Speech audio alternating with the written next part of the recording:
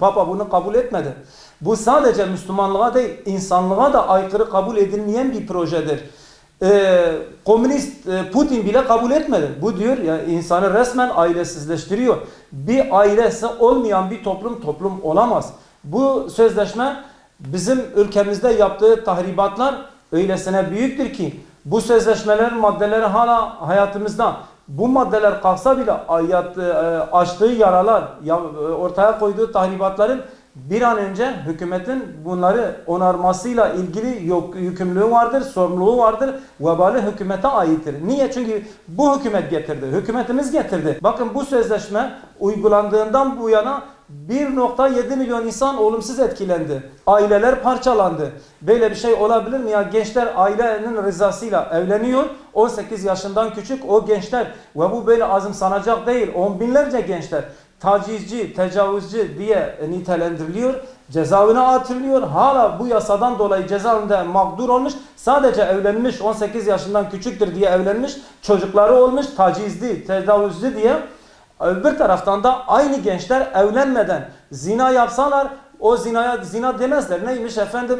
İşte flört diyecek, sevgili diyecek, başka bir isim konulacak. Yani bu sinsi bir şekilde medeniyet adı altında, özgürlük adı altında burada Orta Çağ'da ve cahiliye devrinde kadına yönelik uygulanan o aşağılayıcı, meta haline getiren uygulamalar bugün şu anda modernlik adı altında, özgürlük adı altında kadını değersizleştiriyor, kadını meta haline getiriyor ve kadını aileden çocuğu olan bir kadın çocuk canıdır, çocuğundan koparıyor. Öyle bir hale getirmiş ki yani bunlar bu sinsi projeyi hayatımıza öyle bir şekilde yerleştirdiler ki Türkiye olarak imzaladıktan hemen sonra Batı üzerinde Siyonist merkez milyonlarca avroyu buraya kimlere empoze etti? Derneklere. Bu dernekler kimlerdir? 256 tane LGBT'yi yani eşcinselliği böyle teşvik edici ve yaygınlaştırmak, normalleştirmek için